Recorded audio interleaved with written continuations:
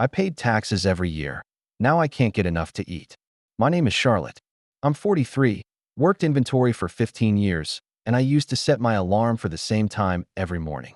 I had my own place, a Murphy bed I was proud of, and diabetes medicine that kept me steady. People ask how someone with a job ends up choosing between rent and insulin. It didn't happen overnight. It started with corporate restructuring, just fewer hours, they said. Then my insurance disappeared. Then my savings. I kept thinking the system I'd paid into would catch me. It didn't.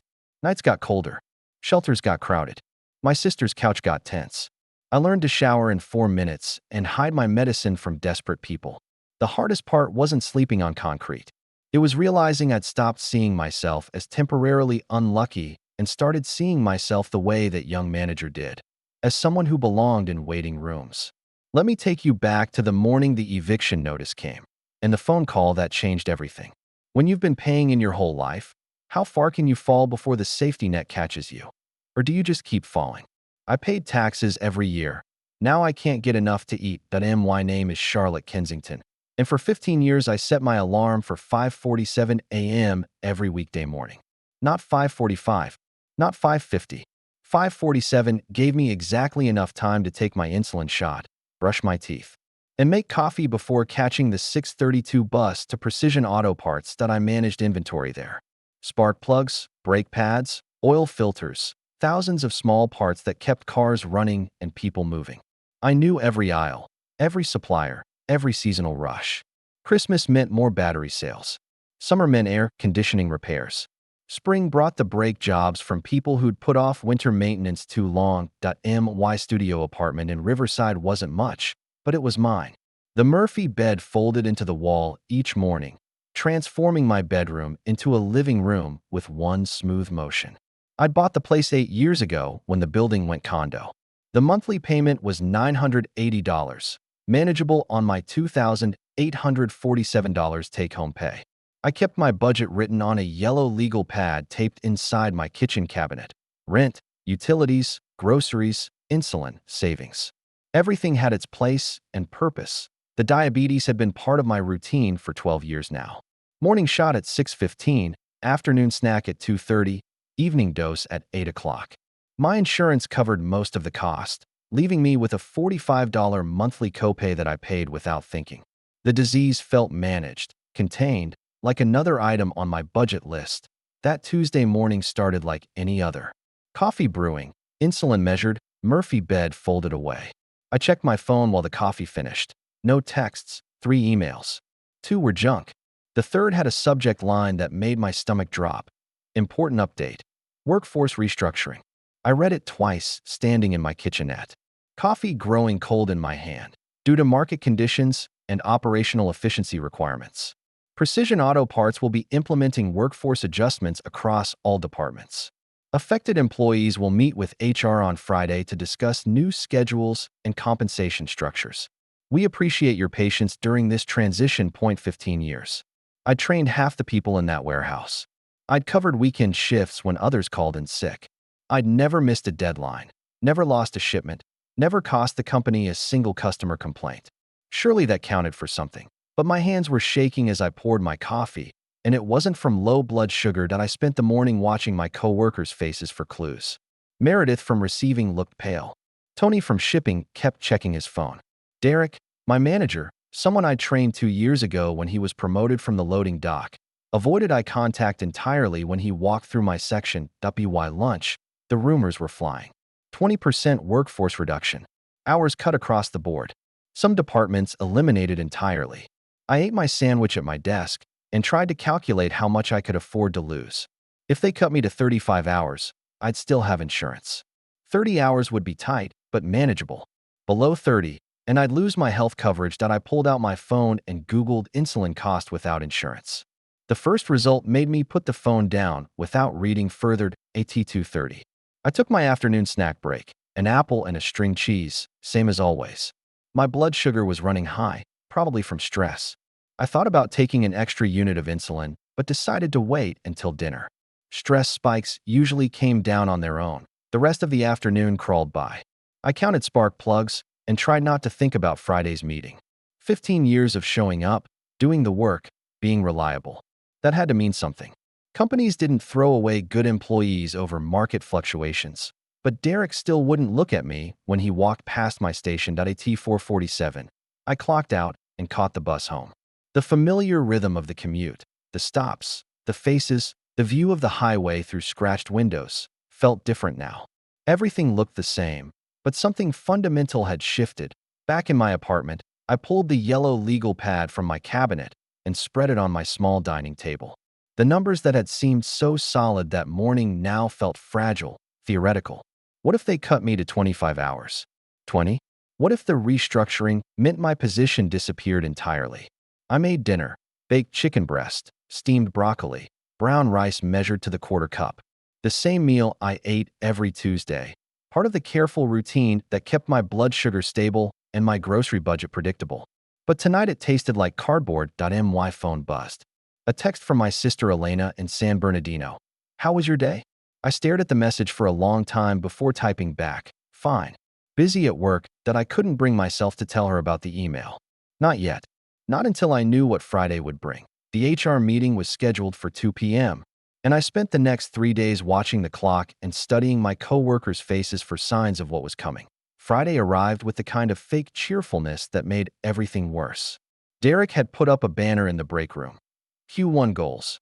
Working together for success. The exclamation point felt like mockery. I'd been awake since 4:30, running through scenarios in my head. Best case, a small hours reduction, maybe down to 35 per week. I could live with that. Worst case, layoffs, but surely not me. Not after 15 years. The meetings were scheduled every 20 minutes in conference room B. At 1:40, I sat in the hallway outside, watching people emerge with different expressions. Some looked relieved. Others looked shell-shocked. Meredith came out crying. Charlotte Kensington. Derek called from the doorway at exactly 2:00. That conference room B smelled like burned coffee and industrial carpet. Derek sat across from me with a folder and a woman from corporate HR whose name I didn't catch. She had the kind of practiced smile that warned of bad news. "Charlotte, you've been a valued member of our team," she began, and my heart sank. Sentences that started with compliments never ended well. "Due to restructuring, we're adjusting your schedule to 26 hours per week, effective Monday. Your hourly rate remains the same, and you'll retain benefits eligibility." 26 hours. I did the math automatically. $14.75 times 26 times 52 weeks. $19,942 before taxes. Take home around $1,550 per month. "I see," I said, though I didn't see anything clearly. "And benefits?" "You'll need to maintain 25 hours minimum for benefits eligibility," the HR woman continued. "If your hours drop below that threshold for more than 4 consecutive weeks, coverage will be terminated." Derek looked uncomfortable. "Charlotte, you know how much we value your experience. This is temporary. Once market conditions improve." "How temporary?" I interrupted. He glanced at the HR woman. "We'll reassess quarterly." Back at my station, I pulled out my phone calculator. $1,550 monthly income. Rent, $980. Utilities, $150. Groceries, $200. Insulin copay, $45. Car insurance, $85. Phone, $60. That left $30 for everything else: gas, clothes, repairs, savings, emergencies. $30. I opened my desk drawer and found my afternoon snack: apple slices and peanut butter. My hands were shaking again, but this time it might actually be low blood sugar. I checked my glucose meter: 67. Too low, but not dangerous. YET.I in the break room. I sat at the corner table where I always ate lunch and tried to think through my options. I could pick up weekend work. Diane from my old neighborhood ran a small catering company. Maybe she needed help. I could ask Elena for a loan, though she was barely managing with 3 kids and Marcus's inconsistent construction income. Or I could find another job entirely. At 43, in a market that wanted college degrees for positions that used to require high school diplomas. My phone buzzed. Friday dinner at Casa Miguel? Kids want to see Aunt Charlotte. Elena's weekly invitation. I usually said yes. Her kids were the closest I'd come to having children of my own, and Marcus grilled decent burgers when his back wasn't acting up. But tonight I couldn't face their questions about work, Their assumption that everything in my life was as stable as it had been last week. Rain check? Long day at work? Everything okay? I stared at the screen. Elena worried about me since our mother died 3 years ago. She had her hands full with David, Miguel, and Sophia, but she still checked in constantly, still invited me to every family dinner and birthday party. She'd want to help if she knew about the hours reduction, but helping me would strain her own budget. Just tired. Give the kids hugs for me. Back at my station, Meredith stopped by my aisle. Her eyes were red-rimmed, and she kept twisting her wedding ring. How bad? I asked. 32 hours, she said. You? 26. She winced. God, Charlotte. After 15 years. Derek says it's temporary. Derek says a lot of things. Meredith glanced around to make sure no one was listening. My husband thinks I should look for something else. Maybe retail, maybe banking. Something with normal hours and better benefits. I nodded, but I was thinking about my age, my lack of college education, my need for health insurance.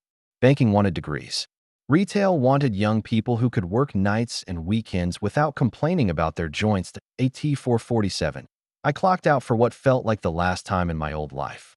The bus ride home blurred past. Same stops, same view, but I was no longer the person who'd taken this route that morning. In my apartment, I pulled out the yellow legal pad again. The numbers looked worse in black and white. I could cover rent and utilities, barely. Groceries would have to shrink. The $50 I usually transferred to savings each month was gone. And if my hours dropped below 25 for any reason, sick days, slow periods, further cuts, I'd lose my insurance. I looked at my insulin pen on the kitchen counter. Without insurance, each pen cost $89. I used 6 per month. $534, plus test strips and needles. My phone rang. Elena, you sure you're okay? You sounded weird in your text. I'm fine, I lied. Just a long week. Well, Sophia drew you a picture. A dinosaur with a purse. She says it's a lady dinosaur because it has eyelashes. I smiled despite everything. Tell her I can't wait to see it. Charlotte. Yeah. You know you can talk to me, right? About anything. I closed my eyes. I know. But I couldn't. Not yet. Not until I figured out how to make 26 hours stretch into a life that worked. After we hung up, I made my evening insulin injection and heated up leftover soup for dinner. The routine felt the same, but the context had changed completely. This morning, I'd been a stable employee with 15 years of experience. Tonight, I was someone whose benefits hung by a thread of 25 hours per week that I needed weekend work. And I needed it fast. Saturday morning, I called Diane Foster at 8:30 a.m., right after she opened her catering kitchen. We'd been friends since high school, back when we both thought we'd have different lives by now.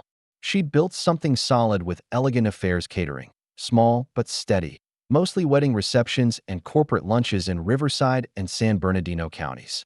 Charlotte, what's up, girl? I'm looking for weekend work. Serving, setup, whatever you need.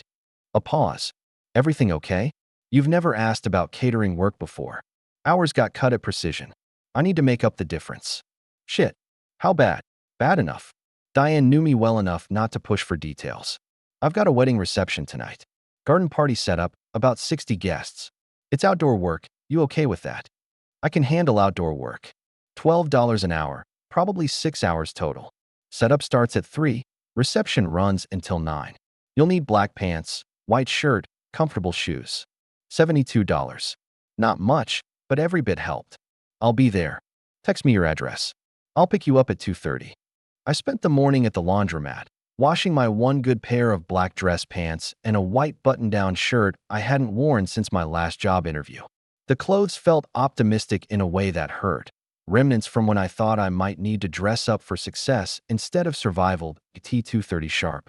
Diane pulled up in her catering van, a white Ford Transit with Elegant Affairs painted on the side in cursive script. She looked good, hair pulled back professionally, chef's jacket crisp and clean. Success suited her. Thanks for this, I said, climbing into the passenger seat. Don't thank me yet. You might hate it. She handed me a folder. Tonight's menu, timeline, table assignments. The bride's mother is particular, very particular, about everything. The venue was a private residence in the hills above Riverside, the kind of house with a circular driveway and professionally landscaped gardens. The bride's mother, Mrs. Patterson, met us at the back gate wearing pearls and anxiety. The tables need to be exactly 6 feet apart, she told Diane. I measured, and the linens must be wrinkle-free. Completely wrinkle-free. Of course, Diane replied with the patience of someone who'd dealt with difficult clients before. Charlotte, start with the chairs. 2 rows of 30, ceremony setup first. The work was harder than I'd expected. Each chair weighed 15 pounds, and my back started aching after the first row. By the time we moved to reception setup, round tables for 8, linens, centerpieces, place settings, my hands were shaking. I checked my glucose meter in the catering van, 73. Low, but not dangerously so. I'd been so focused on getting the job that I'd forgotten to plan for the irregular meal schedule. You okay? Diane asked, catching me checking my blood sugar. Just need a snack. Diabetic. She handed me a granola bar from her emergency stash. Why didn't you tell me? I could have scheduled your breaks better. It's usually not a problem. Regular schedule, regular meals. This isn't a regular schedule. She studied my face. When did you last eat? Breakfast. 7:30. Charlotte, it's 5 o'clock. You can't go 10 hours without eating, especially doing manual labor. I ate the granola bar and felt my blood sugar stabilize. But the lesson was clear. Catering work would be tricky with diabetes. The irregular hours, the physical demands, the unpredictable meal schedule. It was exactly what my doctor had warned me to avoid. The reception itself was beautiful. Fairy lights strung between oak trees, a live jazz trio, guests in summer dresses and linen suits. I served appetizers and refilled wine glasses, staying invisible the way good catering staff do. But every 30 minutes, I had to find an excuse to check my blood sugar. Too much activity, too much stress, not enough food at regular intervals. By 9 o'clock, my glucose meter read 58. Dangerously low. Diane, I said, finding her in the kitchen tent. I need to eat something. Now. She took one look at my face and handed me a dinner roll left over from service. Sit down. How low are you? 58. Jesus, Charlotte. You should have said something earlier. I ate the roll and waited for my blood sugar to climb back into safe range. Around me, the other servers were breaking down tables and loading equipment into the van. I should have been helping, but my hands were still shaking. I'm sorry, I said. I'm not used to this kind of schedule. Don't apologize. But maybe catering isn't the best fit for you. The drive home was quiet. Diane paid me the $72 in cash, but we both knew this wasn't going to work long term. My body couldn't handle the irregular meal schedule, and catering companies couldn't afford to have servers who needed medical breaks every 30 minutes. Back in my apartment, I made a proper dinner: baked chicken, steamed vegetables, brown rice. My blood sugar slowly normalized, but the larger problem remained. I needed weekend income. But most weekend work involved exactly the kind of irregular schedule that my diabetes couldn't tolerate. I pulled out my laptop and started browsing job boards. Retail positions wanted evening and weekend availability. Restaurant work meant late nights and missed meals. Office temp work required skills I didn't have at IT 43, with a high school education and a chronic condition that required careful management.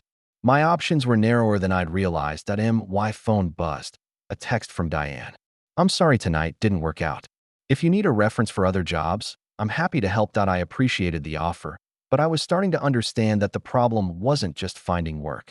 The problem was finding work that my body could actually do. Sunday morning, I called in sick to my regular job for the first time in 8 months. Not because I was lying, but because my blood sugar was still unstable from the previous night's stress, and I didn't trust myself to operate warehouse equipment safely. It was the beginning of a pattern I didn't recognize yet: missing work because of diabetes complications caused by the stress of trying to make up for lost income. A cycle that would get worse before it got better. Monday morning, I woke up dizzy. Not the normal grogginess of early alarm clocks, but the specific lightheadedness that meant my blood sugar was off. The glucose meter read 45, dangerously low for someone about to operate warehouse equipment. I called Derek's voicemail at 6:15 a.m. This is Charlotte. I'm having diabetic complications this morning and won't be able to make it in safely. I'll be there tomorrow. It was my 3rd sick day this year. I had 2 left by noon. My blood sugar had stabilized, but the dizziness lingered. I'd been rationing test strips to save money, checking my levels only twice daily instead of the recommended 4 times. False economy. The $15 I saved on strips wasn't worth risking a diabetic coma. Tuesday morning brought another call from Derek, this time to my cell phone while I was getting ready for work. Charlotte, we need to talk when you get in. Conference room B again. This time Derek was alone, fidgeting with a pen and avoiding eye contact. Your attendance has become unreliable, he said without preamble. 3 sick days in 2 months, plus the day you left early for the emergency room visit. I had diabetic ketoacidosis. The doctor said I could have died. I understand that, but we need someone we can count on for consistent coverage. The words hung in the air like smoke. I'd trained this man. I'd covered his shifts when he was new and overwhelmed. Now he was questioning my reliability because my pancreas didn't work properly. What are you saying, Derek? I'm saying you might want to explore other opportunities. Something with better health benefits, maybe. More flexibility for medical issues. He was firing me without firing me, suggesting I quit so the company wouldn't have to pay unemployment or deal with potential discrimination claims. I've been here 15 years. I know, and we appreciate your service. But the business has changed. We need people who can maintain consistent schedules. I walked back to my station in a daze. 15 years of perfect attendance before diabetes. 15 years of training new employees, covering weekend shifts, staying late for inventory counts. Now I was unreliable because my body occasionally tried to kill me. At lunch, I sat in my car and called my insurance company. How long do I have coverage if I leave my job?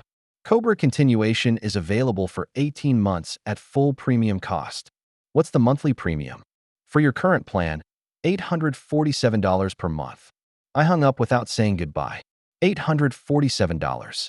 More than half my reduced income, just for the right to buy insulin at the copay rate instead of full price. That afternoon, I worked my final shift at Precision Auto Parts. Derek didn't announce my departure. I didn't say goodbye to coworkers I'd known for 15 years. I just clocked out at 4:47 for the last time and walked to the bus stop. The unemployment office had a 2-week waiting period for claims processing, then another review period that could take 6 to 8 weeks.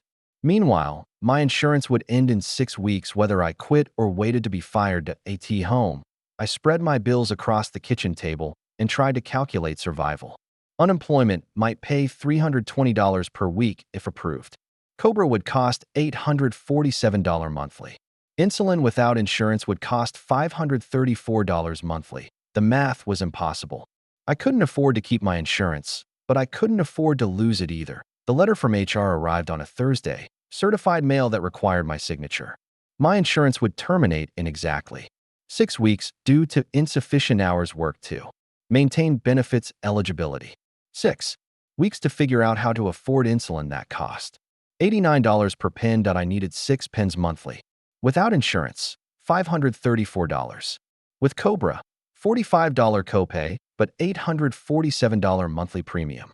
Either way, I was looking at spending most of my unemployment check on diabetes medication. If I got unemployment at all, the state website said my claim was under review, bureaucratic language for delayed indefinitely. I'd applied 3 weeks ago and heard nothing except automated messages telling me to keep certifying my job search activities. That I started rationing insulin immediately. Instead of taking my full prescribed dose 3 times daily, I reduced each injection by 1 unit. My doctor would have been horrified, but my doctor wasn't choosing between medication and rent. The job search felt like screaming into a void. Online applications disappeared into automated systems. The few positions that called back wanted college degrees for work I could do in my sleep. Age discrimination was illegal but impossible to prove. They just found other reasons to hire someone younger. Target called back about a seasonal position. Part-time, $11 per hour, no benefits. Can you work evenings and weekends? The hiring manager asked. Yes, but I'm diabetic. I need regular meal breaks. We'll do our best to accommodate that, but retail schedules can be unpredictable. I didn't get the job. The email rejection mentioned seeking candidates whose availability better matches our current needs. My savings account dropped below $2,000 for the first time in 8 years. I'd always maintained a 3-month emergency fund, but this emergency was eating through it faster than I'd imagined possible. Elena called on a Sunday afternoon while I was clipping coupons from the newspaper. You sound tired, she said. Everything okay? Just job hunting. It's exhausting. Any leads? I could hear her kids arguing in the background, the chaos of a house with 3 children under 12. Elena had her own problems. Marcus's construction work was seasonal and winter was coming. I couldn't add my troubles to hers. A few possibilities. Nothing definite yet. Well, you know you're always welcome here for dinner. The kids missed their aunt. After we hung up, I calculated the cost of gas to drive to San Bernardino. $15 round trip. I had a quarter tank left and $47 in my checking account until my unemployment check arrived. If it arrived, I spent Sunday evening applying for jobs online. Grocery stores wanted open availability. Restaurants wanted experience I didn't have. Office work wanted computer skills beyond basic email. At 43, I was either overqualified or underqualified for everything. Monday brought a call from Riverside Community Health Center about my unpaid emergency room bill from the diabetic ketoacidosis episode. For $1,200, now 60 days overdue. We can set up a payment plan, the billing representative said. Minimum $200 monthly. I don't have $200 monthly. Then we'll need to discuss other options. Other options meant collections agencies and damaged credit. As if finding an apartment with bad credit wasn't already impossible. That night, I checked my blood sugar before bed, 180. Too high, probably from stress. I took my reduced insulin dose and tried not to think about what sustained high blood sugar would do to my kidneys, my eyes, my heart. The envelope from my landlord arrived Tuesday morning. Not an eviction notice yet, but a reminder that rent was due in 5 days. $980 that I didn't have. I called Elena from the laundromat payphone, hands shaking as I dialed. Elena? I need help. The words felt like swallowing glass. I'd been the responsible sister, the one with stable income and no children to support. Asking for help inverted our entire relationship. What's wrong? I lost my job. My health insurance. I can't make rent this month. Silence on the other end, except for the sound of children playing. How much do you need? $8,000. Just until unemployment comes through. Charlotte. Her voice was careful. We don't have $1,000. Marcus has been out of work for 2 weeks with his back. Of course they didn't. I should have known that. Should have remembered that construction workers don't get paid sick leave, that families with 3 kids don't have emergency funds. I'm sorry, I said. I shouldn't have asked. No, don't apologize. Let me think. Maybe we can help with groceries, or you could stay here for a while. Stay there. Sleep on their couch. Watch my presence strain their already tight budget. I'll figure something out. I lied. But as I walked home from the laundromat, carrying my clean clothes in a garbage bag because my laundry basket was too heavy to manage, I realized I was out of options. The eviction notice would come next week. The eviction notice arrived on Tuesday morning, tucked between a credit card offer and a grocery store circular. 3-day notice to pay $1,847 or quit the premises. Not just this month's rent, but last month's too. Plus late fees that had accumulated like interest on a debt I couldn't service. That I sat at my kitchen table, drinking coffee from my favorite mug, a souvenir from Elena's wedding 8 years ago. The mug had a small chip on the handle that I'd been meaning to replace, but now it felt precious. How do you decide what matters when you have to pack 15 years of life into whatever you can carry? The coffee was weak. I'd been making it with half the usual grounds to stretch the canister longer. Small economies that added up to nothing against the enormous fact of homelessness looming in 3 days. That I called Elena from my landline. One of the few bills I was still paying because my cell phone had been disconnected last week. Elena, I got the eviction notice. Oh God, Charlotte. How long do you have? 3 days. Silence except for the sound of morning cartoons in the background. Sophia watching her shows before school, probably eating cereal from the box because Elena couldn't afford milk. And here I was, about to add my problems to their pile. You can stay here, Elena said finally. The couch isn't comfortable, but it's better than… I can't ask you to do that. You're not asking. I'm offering. But I could hear the strain in her voice. Marcus had been out of work for 3 weeks now, his back problems flaring up just as winter construction jobs were disappearing. They were barely keeping their own rent paid. It would just be temporary, I said, until unemployment comes through. Of course, family helps family. After we hung up, I started sorting through my belongings. What do you take when you don't know where you're going or how long you'll be there? I had 2 suitcases and a cardboard box I'd saved from when I bought my microwave. Clothes, essential. I kept work outfits for job interviews. casual clothes for daily wear, one nice dress for funerals or weddings. Everything else went into garbage bags for Goodwill, kitchen items. I took my favorite coffee mug, one plate, one bowl, one set of silverware. The rest could be replaced when I had an address again. Photos, my parents' wedding picture, snapshots of Elena's kids, a few high school friends. The evidence of a life that had been steady, predictable, normal, medical supplies, insulin pens, test strips, glucose meter, emergency glucose tablets. The most expensive items I owned, and the ones I couldn't live without. The Murphy bed that had been my pride folded into the wall one last time. I'd loved that bed, the way it transformed my small space from bedroom to living room each morning. It had made the studio feel larger, more purposeful. Someone else would discover that magic now. Wednesday evening, I packed my insulin into a small cooler with ice packs. Keeping it cold without a refrigerator would be a daily challenge. I hadn't thought about that detail when I'd imagined temporary homelessness.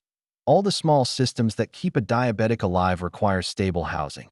Thursday morning, I did a final walkthrough. 15 years of life reduced to essential items. The place looked larger empty, but also sadder. Hollowed at my landlord's representative arrived at 10 a.m. A tired-looking woman with a clipboard and a camera.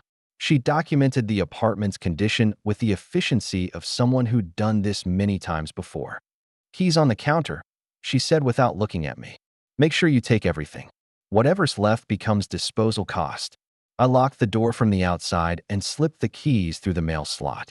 The sound of them hitting the floor inside was final in a way that made my chest tight. The Greyhound bus to San Bernardino cost $23. I had $127 left in my checking account and no idea when unemployment might start.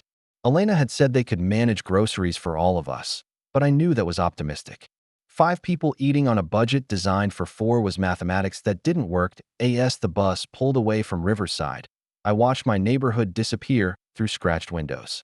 The auto parts store where I'd worked, the grocery store where I'd shopped, the coffee shop where I'd sometimes treated myself to a latte on payday. The geography of a stable life, shrinking to nothing in the side mirror. Elena was waiting at the San Bernardino station with Sophia in tow. My 6-year-old niece ran to me like I was returning from vacation instead of arriving as a refugee. "Aunt Charlotte, Mama said you're going to live with us now. Just for a little while, sweetheart." But as Elena hugged me in the parking lot, I could feel her ribs through her thin jacket. She'd lost weight. They all had to. Elena's house felt smaller with my presence filling the spaces between their already tight lives.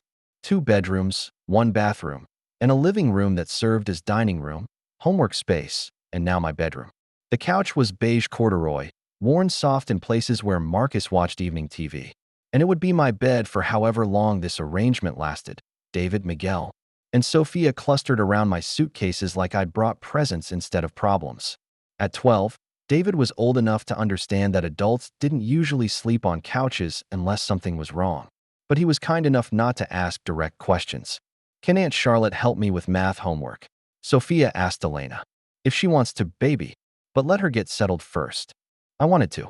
Helping with homework felt normal, like something the old Charlotte would have done. But the new Charlotte was preoccupied with logistics. Where to store insulin in a refrigerator already packed tight with groceries bought in careful quantities. How to shower when 5 people shared 1 bathroom. Where to keep my few belongings without cluttering their small space further. Elena showed me around like I was a house guest instead of a refugee. "Kids get the bathroom from 6:30 to 7:15 for school. Marcus showers when he gets home from work. You can go after dinner, around 8. I nodded, cataloging the schedule. In my own place, I'd showered whenever I wanted. Now shower time would be negotiated, rationed, planned around other people's needs. "The kitchen's tight," Elena continued. "But there's room in the fridge for your medicine." I opened the refrigerator to find every shelf carefully organized. Milk, juice boxes for the kids' lunches, leftovers in plastic containers labeled with masking tape dates. I found a corner for my insulin, pushing aside a package of lunch meat to make space. That first dinner was awkward in the way family gatherings sometimes are when pretending everything is normal. Elena had made spaghetti with meat sauce, stretching 1 pound of ground beef across 5 people by adding extra vegetables. The kids chattered about school while Marcus ate quietly, his work-stained hands careful around his fork. "How's the job search going?" Marcus asked during a lull in conversation. Still looking. A few applications out there. He nodded. Construction's been slow too, but it'll pick up. We were both lying. His back problems weren't temporary, and my age wasn't getting younger. But maintaining hope felt like a family obligation. After dinner, I insisted on washing dishes. It was something to do with my hands while the kids watched TV and Elena helped with homework. The kitchen window looked out on a small backyard where Marcus's tools waited under a tarp for his back to heal enough for work again. You don't have to do that, Elena said, finding me elbow deep in soapy water. I want to help somehow. Just being here helps. The kids love having their aunt around. But I could hear the strain in her voice, see it in the way she counted out lunch money for the next day. My presence was adding pressure to a budget already stretched thin. That night, I lay on the couch listening to the house settle around me. The refrigerator humming, the heater clicking on and off, Marcus's occasional snore from the back bedroom. Normal household sounds that felt different when you were sleeping in the living room instead of visiting it. I checked my blood sugar. 165, higher than ideal, but not dangerous. Stress always made the numbers climb. I took my evening insulin dose and tried to calculate how many days my current supply would last. 15, maybe 16 if I was careful. My phone, Elena's old phone, really, passed down when she upgraded, buzzed with a text from the unemployment office. My claim was still under review. No timeline for resolution. Friday morning brought a pattern that would define the next 6 weeks. Wake early to fold sheets and make the couch look like furniture instead of a bed before the kids got up. Shower last, after everyone else was ready for their day. Check the job boards on Elena's computer while she was at work cleaning offices downtown. The opportunities were the same dead ends. Retail jobs that wanted younger employees. Office work that required skills I didn't have. Warehouse positions that paid less than unemployment. At 43, I was caught in the gap between entry-level work that wouldn't hire me and professional work I wasn't qualified for. By the second week, the household tension was becoming visible. Marcus started coming home later, sometimes stopping somewhere between the job site and the house. Elena made smaller portions at dinner, claiming she wasn't hungry. The kids began asking careful questions about when Aunt Charlotte might get her own place again. I contributed $200 from my dwindling savings. But even that felt insufficient against the reality of feeding 5 people on resources meant for 4. Every meal I ate was food that could have gone to the children. Every shower I took was hot water that cost money they didn't have. 2 weeks into my stay, I overheard Elena and Marcus arguing in their bedroom after they thought I was asleep. How long is this going to last? Marcus's voice, tired and frustrated. She's my sister. She doesn't have anywhere else to go. I know that, but we can barely afford groceries as it is. It's temporary. You keep saying that. I lay on the couch, staring at the ceiling, knowing they were both right. 3 weeks into my stay at Elena's house. The strain was showing in ways no one wanted to acknowledge. Marcus had started leaving for work 30 minutes earlier than necessary and coming home later, sometimes with beer on his breath and exhaustion in his eyes. Elena defended him when I noticed, but I could see her worry in the way she watched the clock after 6 p.m. He's just stressed about work, she said, but Marcus hadn't been to work in 4 days. His back was getting worse instead of better. And construction jobs don't wait for injured workers to heal. I was applying for jobs from the library computer, printing resumes on their printer at 10 cents per page. The librarian, a kind woman named Mrs. Chun, had started letting me use the computer longer than the posted 30-minute limit. She could probably tell I was job hunting rather than checking social media. Tuesday afternoon brought a call back from HomeMax, the big box store near the mall.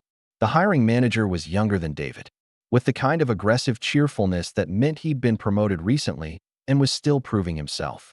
Tell me about your experience in retail, he said. I don't have retail experience, but I managed inventory for 15 years. I understand customer service, scheduling, working with teams, but no direct retail experience. No, but we're really looking for someone who understands the retail environment. Someone who can handle our fast-paced, customer-focused culture. I was 43 years old. He was maybe 25. We both knew the real issue wasn't my lack of retail experience. I'm a fast learner, I said. I've trained dozens of employees over the years. That's great. We'll be in touch. The rejection email came that afternoon. They'd found someone whose experience better matched their current needs. My unemployment claim remained under review after 9 weeks. The automated phone system played the same message every time I called. Your claim is being processed. Continue to certify your job search activities weekly. Meanwhile, my insulin supply was running low. I had 4 pens left, enough for 12 days at my reduced dosage. Elena had offered to help with prescription costs, but I knew her grocery budget was already strained. Adding $534 for insulin would break them completely. Thursday night, Elena and Marcus had their first real fight in my presence. I was folding laundry in the living room when their voices rose from the kitchen. "We can't keep this up," Marcus said. "The grocery bill was $180 last week. We usually spend $120. She's contributing what she can. It's not enough. And you know it's not enough. So what do you want me to do? Throw my sister out on the street? I want you to be realistic about what we can afford." I folded the same towel 3 times, pretending not to hear, while my presence became the wedge driving them apart. They'd been married 12 years, survived Marcus's injury and Elena's miscarriage, raised 3 children on uncertain income. Now I was the stress that might break them. Friday morning, I woke up early and made a decision. Marcus was right.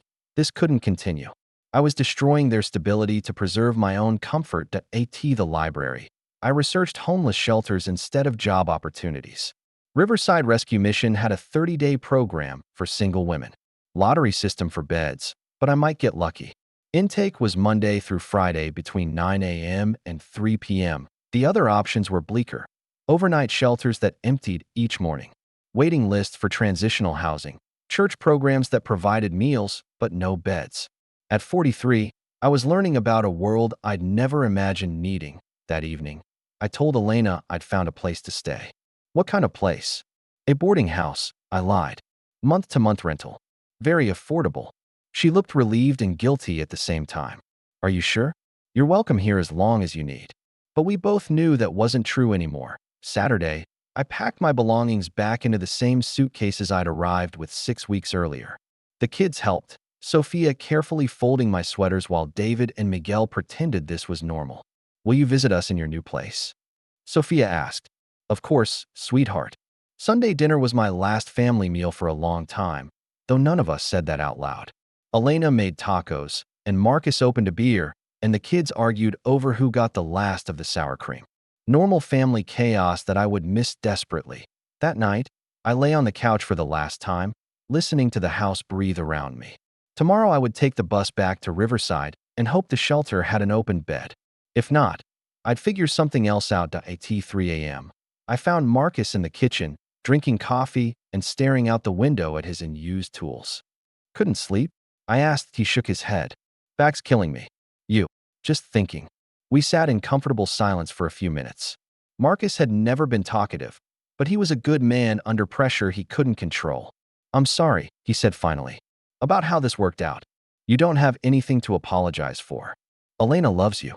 This is killing her. I know, but some things you can't fix with love." He nodded, understanding that we were talking about more than just my housing situation. Monday morning, Elena drove me to the bus station. We didn't talk much during the 20-minute ride, but she held my hand at red lights.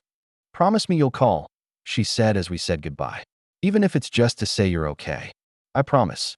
But as the bus pulled away from San Bernardino, I knew calling would be difficult without a phone or an address or any certainty about where I'd be sleeping that night. The Riverside Rescue Mission occupied a converted warehouse on Industrial Boulevard, surrounded by chain-link fence and hope that had been tested too many times.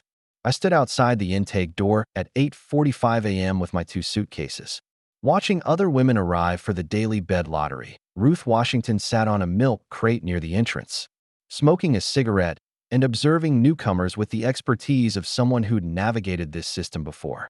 She was maybe 65, with gray hair pulled back in a practical ponytail and clothes that had been washed too many times in industrial machines. "First time?" she asked as I approached. "Is it that obvious?" She smiled. "The suitcases are still in good shape. Give it a month." Inside, the intake process felt like registering for something between summer camp and prison. From asking about addiction history, mental health status, criminal background, emergency contacts. I wrote Elena's name and phone number, then crossed it out. She didn't need calls from homeless shelters, the social worker. A young woman named Jessica, who looked like she'd graduated college last month, explained the rules with practiced efficiency. 30-day maximum stay. Lights out at 10 p.m., wake up at 5:30. Breakfast is mandatory. You're required to attend 2 workshops weekly: life skills, job readiness, budgeting. Smoking only in designated areas. No alcohol, no drugs, no men in the women's quarters. She handed me a laminated card with my bed assignment. Dormitory C, bed 14. Any questions? What happens after 30 days? You can reapply for the lottery. There's usually a waiting list. Dormitory C housed 24 women in bunk beds arranged with military precision. My bed was a bottom bunk near the wall, which Ruth later told me was prime real estate. Fewer people walking past. Easier to control access to my belongings. Keep everything important in that lockbox, Ruth said, pointing to a metal box bolted to the floor beside each bed. And never leave insulin unattended. Desperation makes people creative in ways that can hurt you. I'd brought a small cooler for my insulin, but keeping it cold would be a daily challenge. The shelter had refrigerator space for medications, but it was first come, first served. And my supply wouldn't last long enough to establish priority. My first night. I lay awake listening to the symphony of 24 women trying to sleep in one room. Coughing, snoring, shifting on thin mattresses, whispered conversations, someone crying quietly in the corner. The sound of lives interrupted, temporarily contained. Hoping for tomorrow to bring better options. At 5:30 a.m., the lights came on with institutional brightness. Around me, women moved with the efficiency of people who'd learned to live in public, dressing quickly and claiming bathroom time in order of arrival. I waited my turn, brushed my teeth at a sink with no mirror, and tried to prepare for my first mandatory breakfast. The dining hall smelled like industrial coffee and institutional optimism. Volunteers from local churches served oatmeal, toast, and orange juice to residents who gathered at long tables under fluorescent lights. The food was adequate, the coffee weak, and the conversations careful. "You're new," said the woman across from me. Teresa, maybe 40, with prematurely gray hair and hands that shook slightly when she lifted her coffee cup. "First night. It gets easier. The sleeping part, anyway. Everything else depends on luck." After breakfast came the life skills workshop, taught by a volunteer named Mrs. Patterson, who'd apparently never missed a mortgage payment. Today's topic: budgeting for success. "The key to financial stability is planning ahead," she said, writing numbers on a whiteboard that had nothing to do with the reality of women earning minimum wage or no wage at all. I sat in the back and thought about my insulin supply. 8 days left at my current rationing schedule. After that, I need to buy more at full price or risk diabetic ketoacidosis again. The last emergency room visit had cost $4,200. This time, I didn't have insurance to cover any of it.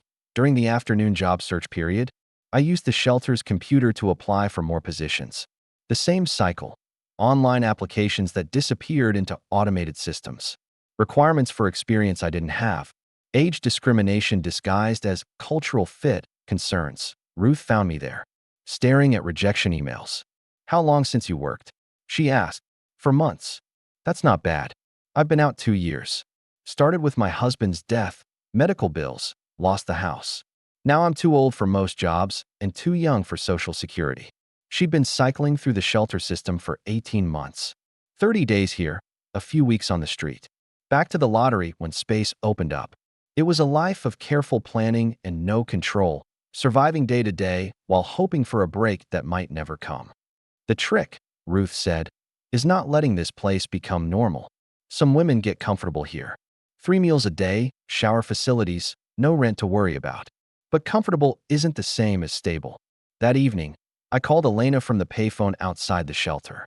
The conversation was careful, both of us pretending this was temporary and manageable. "How's the boarding house?" "Fine. Clean. Safe. Good. That's good." But I could hear Sophia in the background asking when Aunt Charlotte was coming to visit. And Elena's careful non-answer. My second week at the shelter. The routine became familiar, but not comfortable. Wake at 5:30. Breakfast at 6 o'clock. Job search until noon. Workshops in the afternoon. Dinner at 5 o'clock. Lights out at 10 o'clock. A schedule designed to keep 24 desperate women organized and hopeful. But desperation was starting to affect my diabetes management in ways I hadn't anticipated. The stress, the irregular sleep, the institutional food that was heavy on carbohydrates and light on the protein and vegetables I needed to keep my blood sugar stable. My glucose readings were consistently high, and my insulin supply was running dangerously low by day 25. I had 3 pins left and no way to afford more. The shelter's medical clinic could check my blood pressure and treat minor injuries, but they couldn't provide prescription medications. For that, I need to visit the emergency room and hope for charity care. What happens when my 30 days are up? I asked Jessica during my weekly check-in. You can apply for the lottery again. Most residents cycle through a few times before finding permanent housing. And if I don't get selected? She handed me a list of resources that looked like it had been photocopied too many times. Churches that provided meals, drop-in centers that offered showers, parks that didn't close at night. The list was a roadmap to sleeping rough. Day 28 at the shelter brought a reality I'd been dreading. My insulin supply was down to 1 pen, enough for maybe 3 days if I rationed dangerously. The emergency room was my only option for charity care, but emergency rooms treated crisis, not chronic disease. They'd stabilize me if I went into diabetic ketoacidosis, but they wouldn't provide a month's supply of insulin. I spent the morning at the county health clinic, waiting in a plastic chair between a woman with a crying baby and a man who smelled like alcohol and defeat. After 3 hours, a harried nurse practitioner told me what I already knew. They could put me on a waiting list for ongoing care. But the next available appointment was in 6 weeks. What am I supposed to do until then? Try to get into the emergency room if your blood sugar becomes critical. They're required to stabilize you. But stabilizing meant 1 or 2 days of medication, not the ongoing supply I needed to stay alive. That afternoon, Ruth found me sitting on my bunk, checking my blood sugar for the 4th time that day. 220, too high, climbing toward dangerous territory. How bad? She asked. Bad enough. She sat on the edge of her own bunk and lowered her voice. There's a man downtown who sells insulin. Black market stuff, probably expired, but it works. How much? $60 a pen. Cash only. I had $43 left in my checking account. Even if I could afford his prices, expired insulin was unpredictable. It might work at half strength, or it might not work at all. There's another option, Ruth continued, but you're not going to like it. She explained the rhythm of emergency room visits that some diabetics use to survive. Come in during a different shift each time, use slightly different names, claim to be traveling through town when your medication was stolen. Some hospitals would provide a few days' supply for emergency travel situations. It's not sustainable, Ruth said, and eventually they catch on. But it might buy you time to figure something else out. The alternative was watching my blood sugar climb until I went into ketoacidosis again. This time without insurance. The hospital bill would destroy what little credit I had left. Day 29, I woke up with a glucose reading of 267. Dangerous territory, but not yet critical. I took my last insulin injection and tried to calculate how many hours I had before my body started breaking down fat for energy, producing the acidic ketones that could put me in a coma, maybe 12 hours. Maybe less. At the shelter's morning meeting, Jessica announced the lottery results for next week's beds. 24 spaces, 47 applicants. I wasn't selected. You can try again next Monday, she said, handing me the resource list I'd seen before. In the meantime, there are several overnight warming centers those are just for sleeping, Ruth interrupted. No storage, no showers, no place to keep medications cold. Jessica looked uncomfortable. She was a good person trying to help within a system that couldn't help enough people. The math was impossible. More need than resources, more crisis than solutions. That evening, I packed my belongings for the 2nd time in a month. 2 suitcases and a cardboard box, the physical evidence of a life that used to fit in a studio apartment. Now it barely fit in a shopping cart. Where will you go? Teresa asked. She'd been selected for another week, one of the lucky ones. I'll figure something out. But I had no plan beyond surviving the next 12 hours without insulin in my system. Ruth walked me to the bus stop, carrying one of my suitcases because she could see my hands shaking from high blood sugar. The 24-hour Denny's on University, she said. They'll let you sit there until morning if you order coffee. After that, the library opens at 9. What about my insulin? It needs to stay cold. Gas station bathroom sinks. Run cold water over the pen every few hours. Not perfect, but better than nothing. The bus to downtown cost $2.50, leaving me with $40.50 to my name. As we rode through the city I'd called home for 8 years, I watched normal people living normal lives through the scratched windows. People heading home from work, from dinner, from evening classes. People who would sleep in their own beds tonight, while I figured out which park benches were safest for a diabetic woman with no medication. At the Denny's, I ordered coffee and tried to make it last until morning. The waitress, a tired-looking woman about my age, refilled my cup without comment every hour. She'd probably seen desperate people before. I checked my blood sugar in the bathroom at midnight. 301. Critical territory. My vision was starting to blur, and my mouth felt like cotton. Without insulin soon, I'd be back in the emergency room within hours. At 3 a.m., a different waitress approached my table.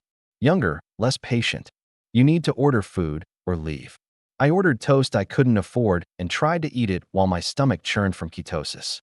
$4 for 2 pieces of bread that tasted like cardboard, but it bought me 3 more hours of shelter. Dawn came through the restaurant windows like a promise I couldn't afford to keep. Another day of survival without the medication that kept me alive. In a city full of services that couldn't serve everyone who needed them. My phone, Elena's old phone, buzzed with a text from an unknown number. Job interview today, 10 a.m. Medical supply company. Ask for Raul. I stared at the message, wondering if it was a scam or a miracle. Then I remembered Mrs. Rodriguez, Elena's neighbor, mentioning her cousin who managed a medical supply business for the first time in 30 days. I had somewhere to be that might change everything. I used the Denny's bathroom to wash my face and try to make myself look employable despite sleeping in a restaurant booth. In 6 hours, I'd either have a job or be back on the street with dangerously high blood sugar and nowhere to go. But for the first time since leaving the shelter, I had something that felt like hope. MedEquip Solutions occupied a small warehouse in an industrial park east of downtown Riverside, surrounded by auto repair shops and discount furniture stores.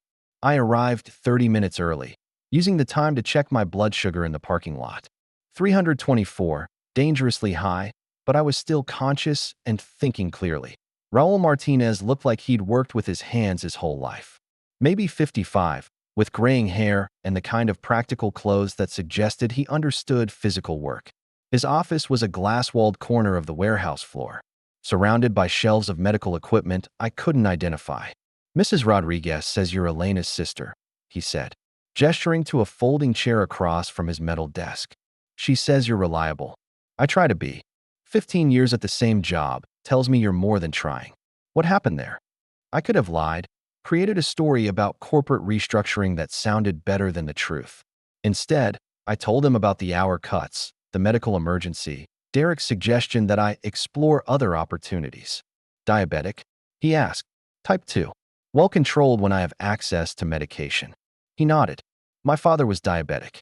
I know what that medication costs. He paused, studying my face. You look like you're running high right now. I ran out of insulin yesterday. I'm waiting for charity care approval. Jesus. He opened his desk drawer and pulled out a business card. Dr. Patel at the community clinic. Tell her I sent you. She'll see you today. I don't have insurance. She works on sliding scale. Sometimes free for people who really need it. He handed me the card.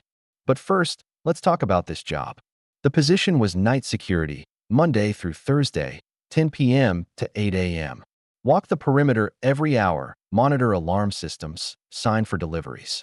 40 hours weekly at $14.50 per hour.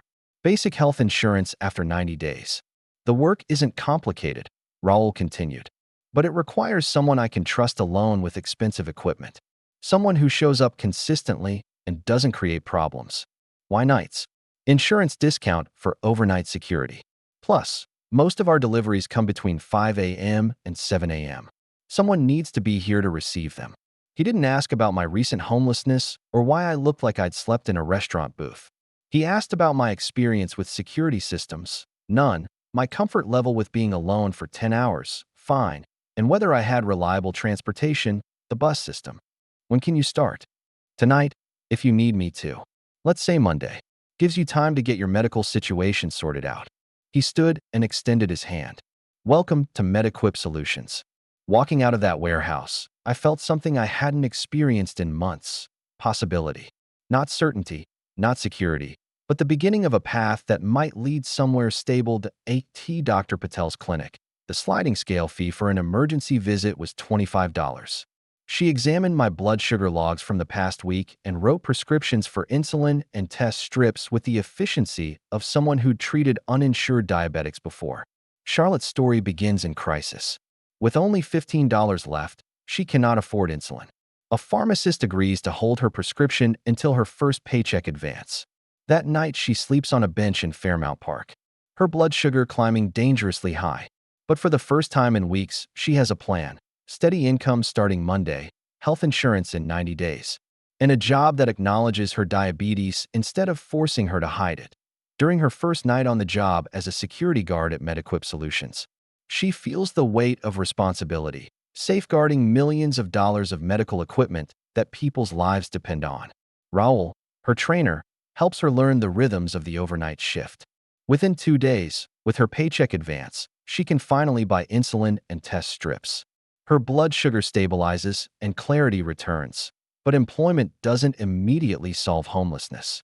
With no address, poor credit, and high deposit requirements, Charlotte continues to sleep outdoors, showering at the YMCA, resting at the library, and eating cheaply at Denny's.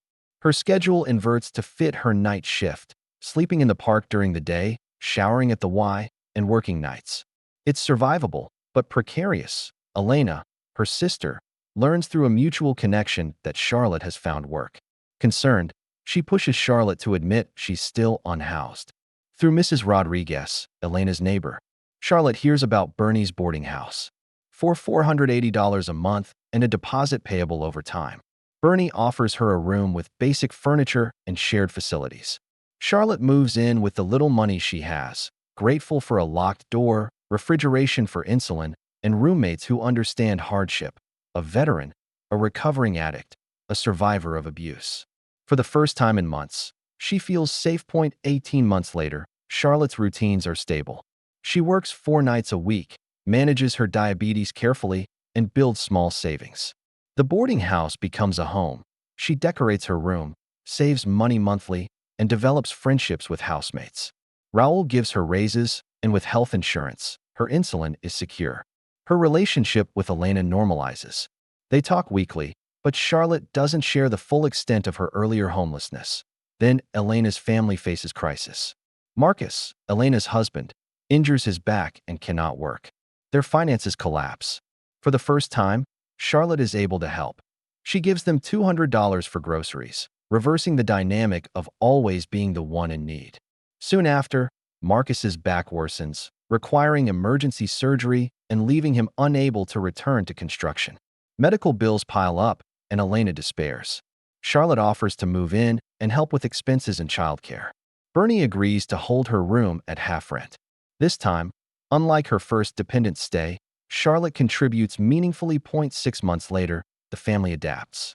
Marcus recovers slowly but cannot return to heavy labor.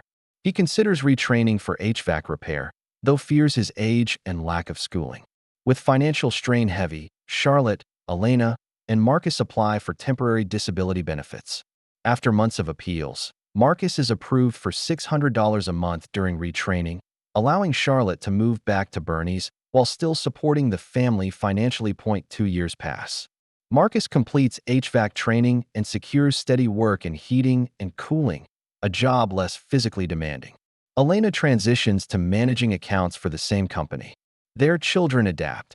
David helps with heavy chores, Miguel embraces technology, and Sophia dreams of being an artist.